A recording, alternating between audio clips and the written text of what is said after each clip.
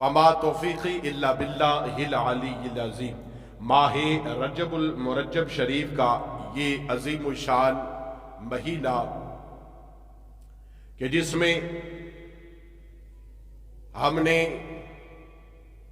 خواجہ غریب نواز رحمت اللہ علیہ کا عرس بھی بڑی شان اور شوکت سے منعقد کیا، اور اس کے بعد مولا کائنات مولا مشکل کشا حضرت علی مرتضیٰ شیر خدا رضی اللہ تعالی عنہ کی ولادت باسعادت کا اہتمام بھی ہوا، اور اس کے بعد 15 رجب المرجب شریف کو ہم نے اہل بیت اطہار کے وہ عظیم چشم و چراغ جنہیں امام جعفر صادق رضی اللہ تعالی عنہ کے نام سے پہچانا جاتا ہے، ان کا عرس پاک بھی منعقد ہوا۔ اسی سلسلے میں حضرت امیر المومنین حضرت امیر معاویہ رضی اللہ تعالی عنہ کا وصال بکمال بھی رجب المرجب کی 22 تاریخ کو ہوا۔ آج ہم انشاءاللہ حضور کے نسبتی بھائی حضرت ام حبیبہ رضی اللہ تعالی عنہا جو حضور کی پاک زوجہ محترمہ ہیں، ہم مومنوں کی ماں ہیں، ان کے بھائی ہیں حضرت امیر معاویہ رضی اللہ تعالی عنہ، اس حوالے سے آج ہم ذکر کریں گے۔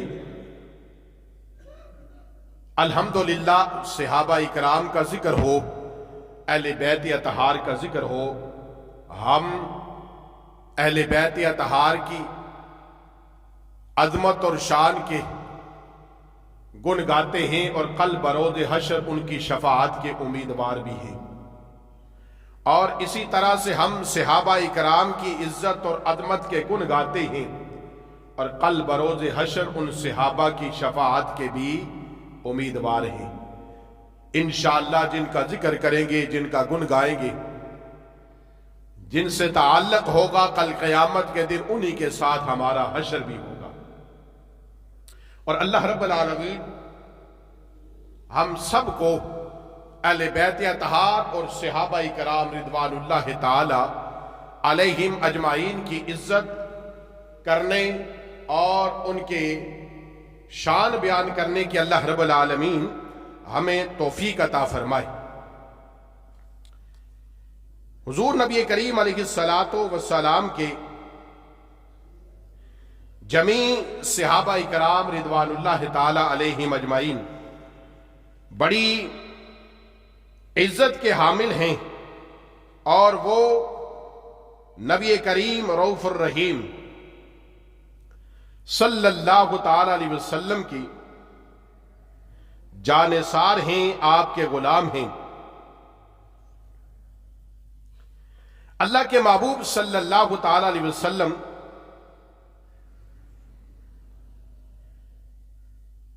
کہ وہ صحابہ جنہوں نے آپ صلی اللہ تعالی علیہ وسلم کا ایمان کی حالت میں دیدار کیا ہے، اور آپ صلی اللہ تعالی علیہ وسلم کی عظمت کے گن گائے ہیں، وہ جمیع صحابہ اکرام رضوان اللہ تعالی علیہم اجمعین ہماری آنکھوں کے تارے ہیں، ہمارے آنکھوں کے تارے ہیں، ہمارے دل کا سرور اور چہن ہیں۔ اللہ رب العالمین نے ان صحابہ اکرام رضوان اللہ تعالی علیہم اجمعین کی عظمت کو، ان کی شان کو اور ان کے مقام کو اللہ نے قرآن کریم میں جا بجا ذکر فرمایا ہے۔ جو آیت کریمہ آپ کے سامنے تلاوت کی ہے، اللہ رب العالمین نے اس میں ان صحابہ اکرام رضوان اللہ تعالی علیہم اجمعین کی عظمت کو بیان کیا ہے۔ اللہ تعالیٰ نے ارشاد فرمایا قرآن پاک میں، ان کی عظمت کا ذکر کیا. یوں ہر نمازی نماز پڑھتا ہے کہ رب راضی ہو جائے. ہر جہاد کرنے والا غازی یہ کہتا ہے میں یہ عمل کروں، جہاد کروں تو رب راضی ہو جائے. اور ہر ذاکر ذکر کرنے والا، ہر عابد عبادت کرنے والا یہ امید کرتا ہے اور عبادت کرتا ہے کہ میرا رب مجھ سے راضی ہو جائے. گویا کہ دنیا کا ہر شخص یہ چاہتا ہے کہ میرا رب، میرا مالک، میرا خالق مجھ سے راضی ہو جائے. وہ ساری زندگی اپنے مالک کو راضی کرنے میں لگا رہتا ہے. لیکن یارو ان کی شان اور عظمت کا عالم کیا ہے کہ جنہیں رب ذوالجلال کہتا ہے کہ میں تم سے راضی ہوں اور تم مجھ سے راضی ہو. جنہیں اللہ یہ تاج عطا فرما رہا ہے، جنہیں یہ سرٹیفکیٹ رب ذوالجلال جاری کر رہا ہے، بھلا وہ کون لوگ ہیں جنہیں رب کہتا ہے میں تم سے راضی اور تم مجھ سے راضی. اللہ اکبر. ان کی عظمت کیا ہوگی. اگر کوئی نمازیں پڑھنے سے صحابی ہوتا تو ہر نمازیں پڑھنے والا صحابی بن جاتا.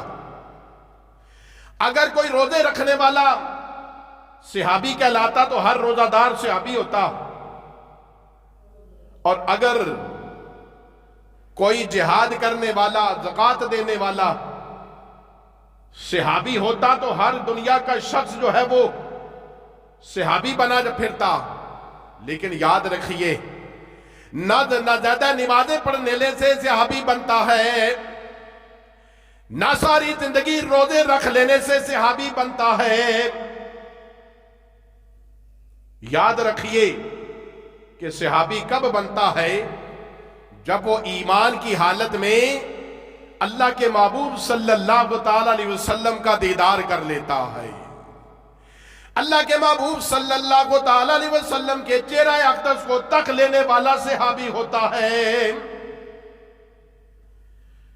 اور پھر دنیا کا کوئی نمازی، کوئی حاجی، کوئی غازی اس صحابی کے درجے تک نہیں پہنچ سکتا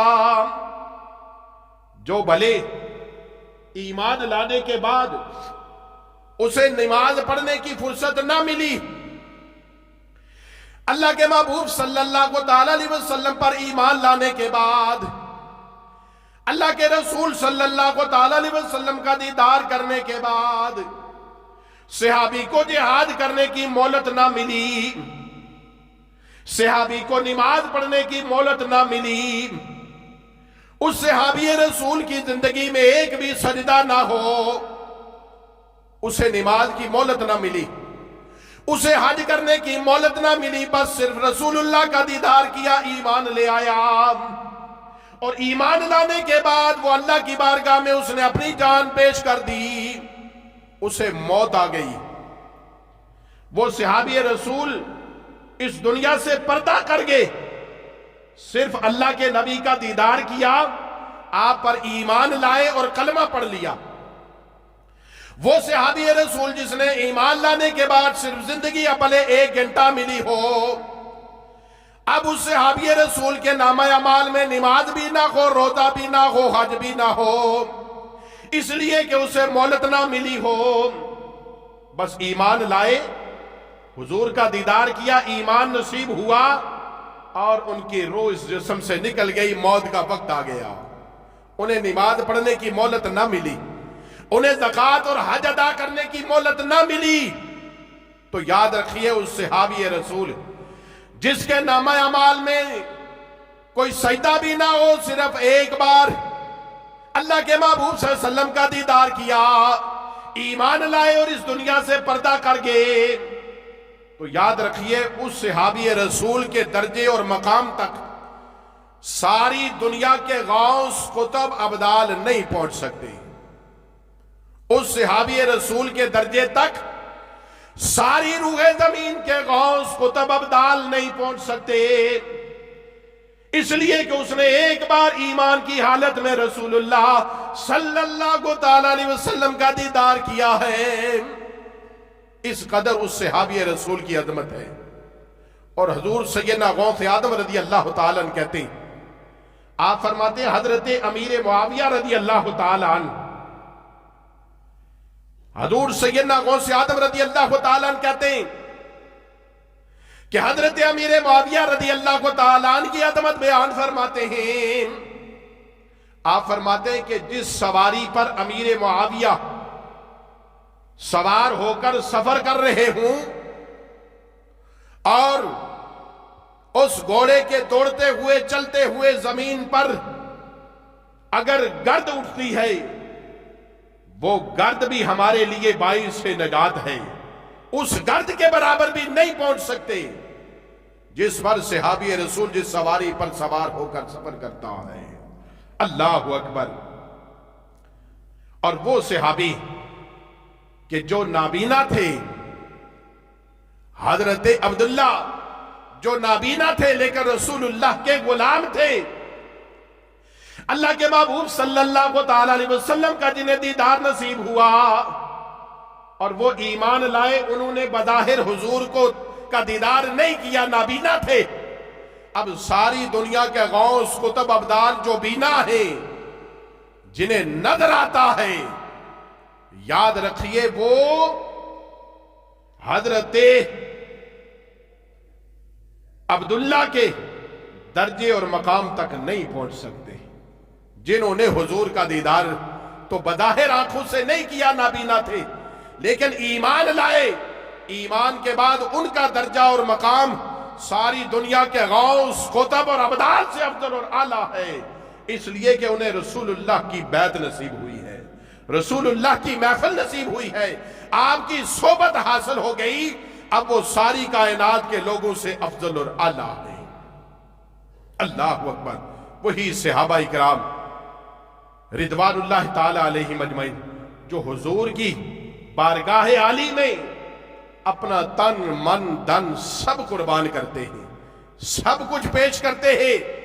آپ بڑے صحابہ کو دیکھو، آپ چھوٹے صحابہ کو دیکھو، آپ جو ہے نا وہ صحابیات کو دیکھو، لیکن امام الانبیاء صلی اللہ تعالی علیہ وسلم کے یہ غلام صحابہ جن کی عظمت کا عالم یہ ہے کہ جنگ احد میں جب امام الانبیاء صلی اللہ تعالی علیہ وسلم کے غلاموں کو میرے آقا نے جہاد کا حکم دیا تو آپ کے ساتھ چھوٹے چھوٹے بچے بھی جو ہے نا وہ صحابہ جو تھے، عمر کم تھی لیکن وہ بھی آپ کے ساتھ جہاد میں شامل ہونے کے لیے تشریف لے جاتے ہیں۔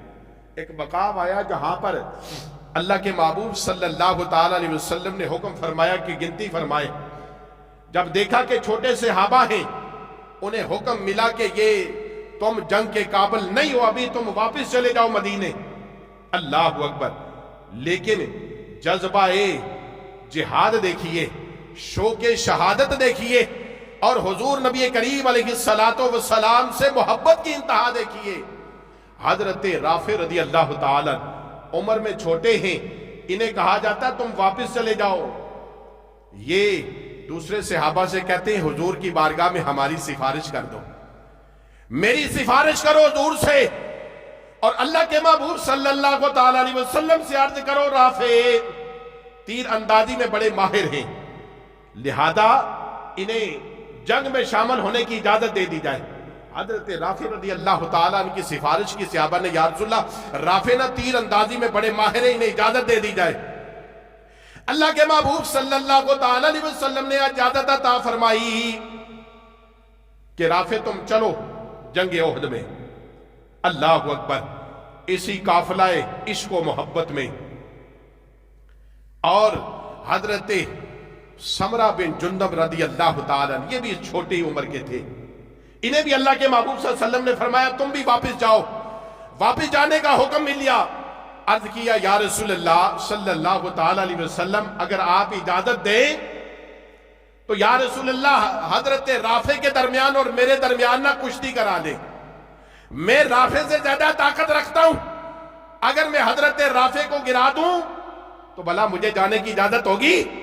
دیکھیے کس طرح سے حضور کی خدمت میں جہاد کے لیے تڑپ رہے، شوق شہادت ہے، کہ یا رسول اللہ بس ہماری زندگی کی تمنا یہ ہے کہ آپ کی معیت میں ہم زندہ بھی رہے اور شہادت بھی آئے تو یا رسول اللہ آپ کے قدموں میں آئے۔ اللہ اکبر۔ نکل جائے دم تیرے قدموں کے نیچے، نکل جائے دم تیرے قدموں کے نیچے، یہی دل کی حسرت یہی آرزو ہے، یہی دل کی حسرت یہی آرزو ہے۔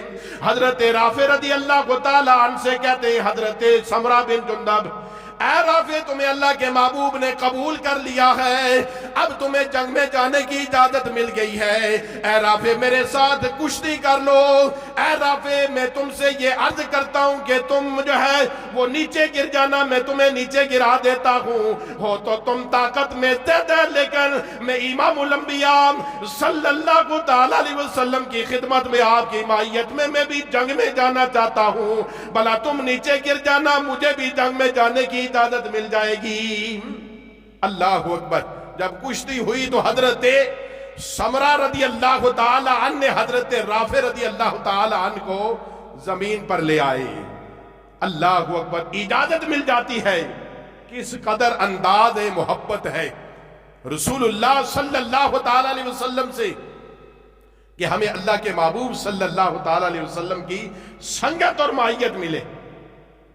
اندازہ لگائیے، یہ چھوٹے چھوٹے عمر میں بظاہر کم صحابہ ہیں، لیکن جانثاری کا جذبہ کتنا رکھتے ہیں، عشق اور محبت کتنا رکھتے ہیں کہ اللہ کے محبوب صلی اللہ تعالی علیہ وسلم کے ان بڑے صحابہ کو اور حضرت امیر معاویہ رضی اللہ تعالی عنہ کو، ان کی عظمت کا عالم، ان بڑے صحابہ کی عظمت کا عالم کیا ہوگا۔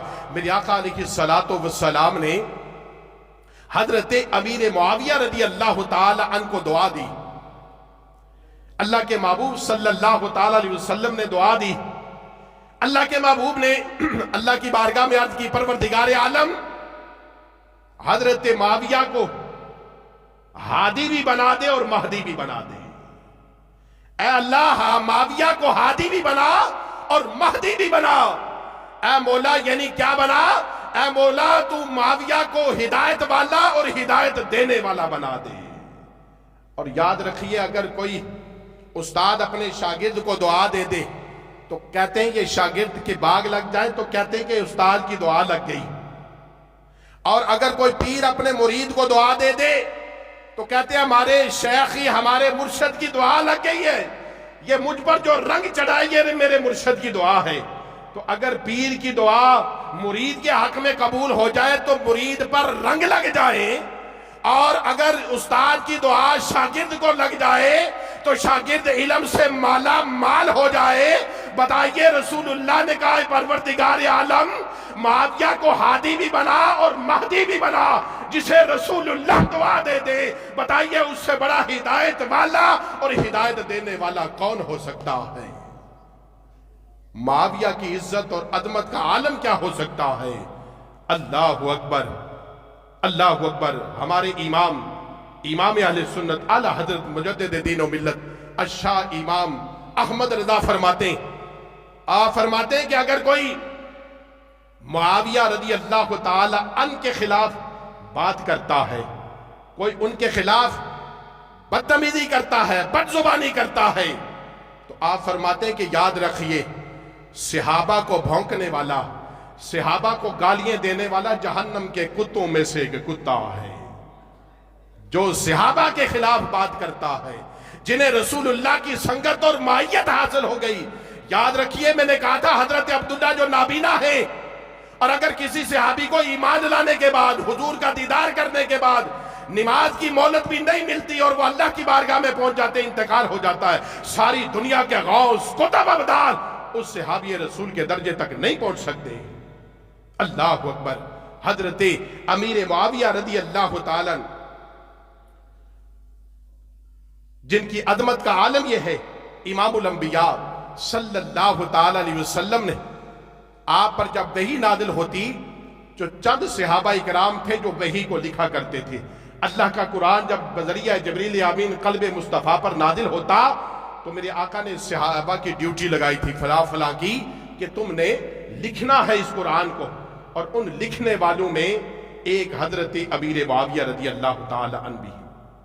حضرت امیر معاویہ کاتب وحی ہیں، حضرت ام حبیبہ رضی اللہ تعالی عنہ کے بھائی ہیں۔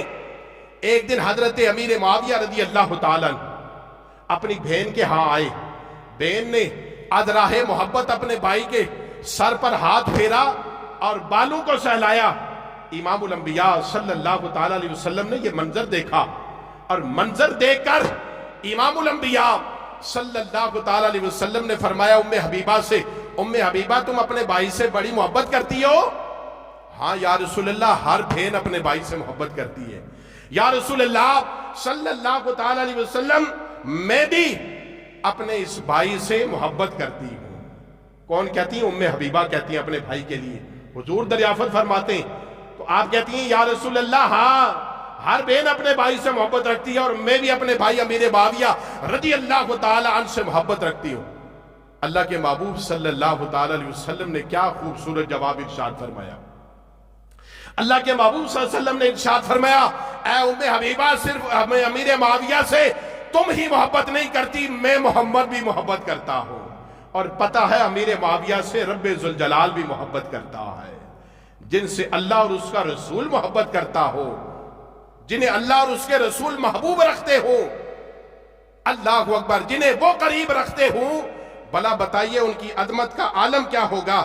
اللہ کے پیارے محبوب صلی اللہ تعالی علیہ وسلم نے کہ یہ عظمت اور یہ شان ہے کہ آپ صلی اللہ تعالی علیہ وسلم نے حضرت امیر معاویہ رضی اللہ تعالی عنہ سے آپ محبت فرماتے ہیں، اور اللہ کے محبوب صلی اللہ تعالی علیہ وسلم مسجد نبوی میں تشریف فرما ہے کہ غسان کا ایک شہزادہ آپ کی خدمت میں حاضر ہوتا ہے، اور وہ آ کر کہتا ہے کہ میں قریب کی بستی میں ہم نے پڑاؤ ڈالا ہے، اور میں کچھ تحفے لے کر آپ کے لیے آیا ہوں، بھلا آپ کسی غلام کو بھیجیں اور تحفے قبول کریں تو وہ لے کر آئے۔ اللہ کے محبوب صلی اللہ علیہ وسلم نے اس کے تحفے کو قبول فرمایا۔ بظاہر وہ ابھی ایمان نہیں لائے تھے، اور ان کے تحفے کو قبول کیا۔ اللہ کے محبوب صلی اللہ علیہ وسلم نے دیکھا کہ مسجد نبی میں حضرت امیر معاویہ رضی اللہ تعالیٰ آپ عبادت فرما رہے تھے، عبادت کر رہے تھے۔ اللہ کے محبوب نے بلایا امیر معاویہ رضی اللہ تعالیٰ کو۔ آپ جو ہے نا پہنچے حضور کی بارگاہ میں، عرض کی یا رسول اللہ لبیک میں حاضر ہوں۔ اللہ کے محبوب نے فرمایا جاؤ ان کے ساتھ اور تحفے لے کر آؤ۔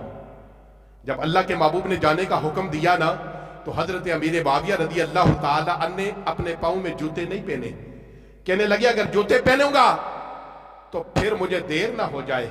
اللہ کے محبوب صلی اللہ علیہ وسلم کا فرمان ہے امیر معاویہ جاؤ ان کے ساتھ اور تحفے لے کر آؤ۔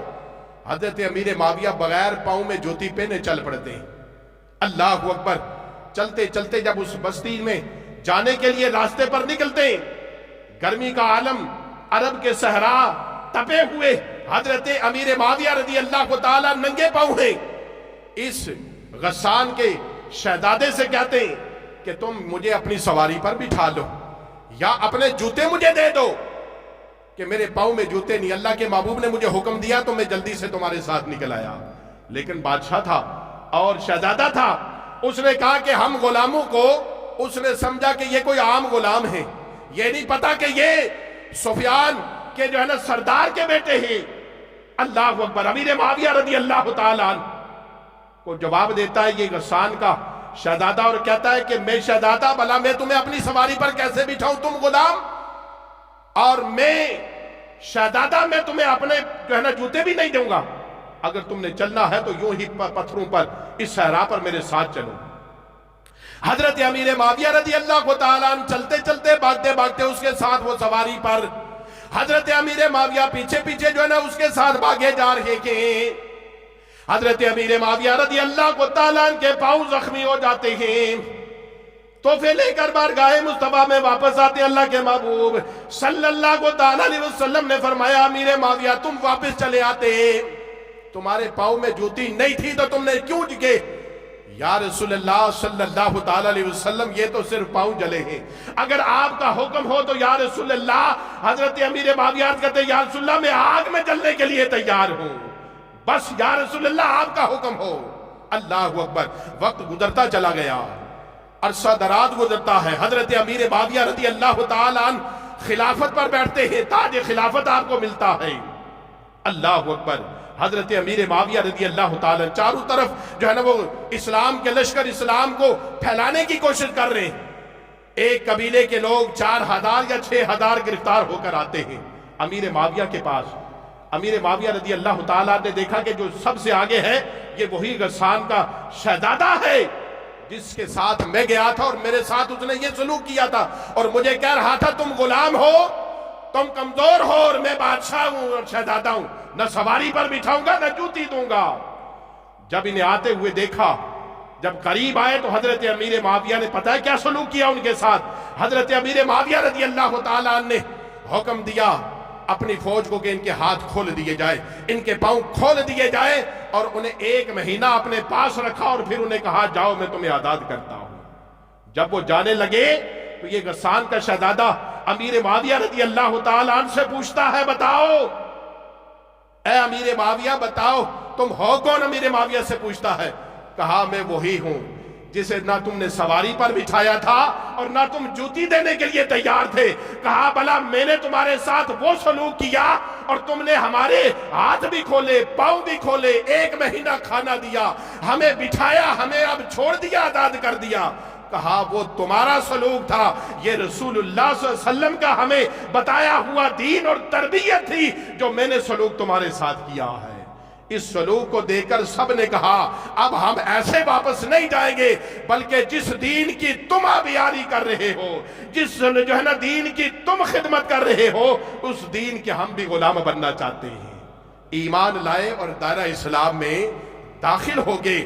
وہ سیدنا امیر معاویہ رضی اللہ تعالیٰ جنہیں حضرت امام حسن رضی اللہ تعالیٰ جنہیں خلافت عطا فرماتے ہیں، اور وہ امام حسن بلا بتائیے یہ کتابیں یہ روایتیں تو ہم تک بعد میں پہنچی، بلا بتائیے امام حسن اور حسین سے حضرت علی کی عظمت کو کوئی اور جان سکتا ہے؟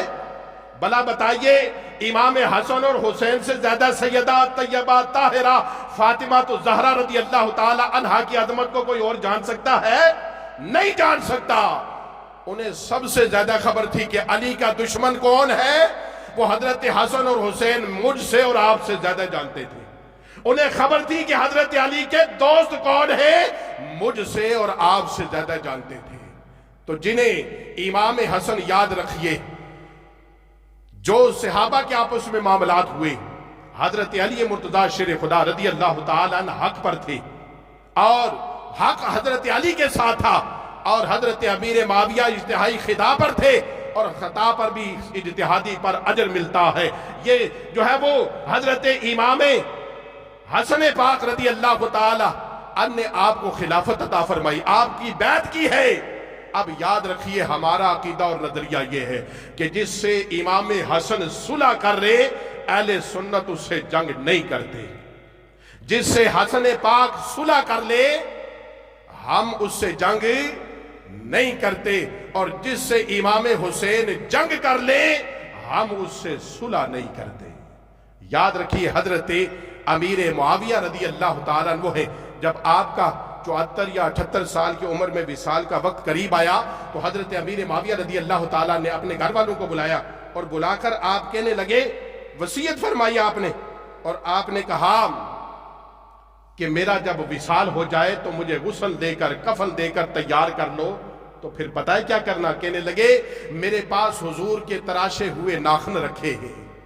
حضرت امیر معاویہ کہنے لگے سنو، میرے پاس امام الانبیاء کے سر اطہر کے منہ مبارک رکھے ہیں۔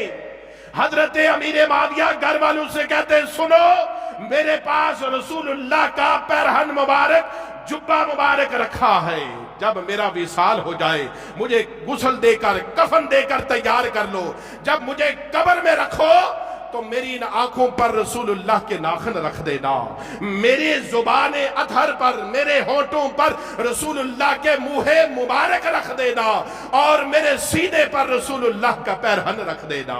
میرا رب ان کے صدقے میری بخشش فرما دے گا۔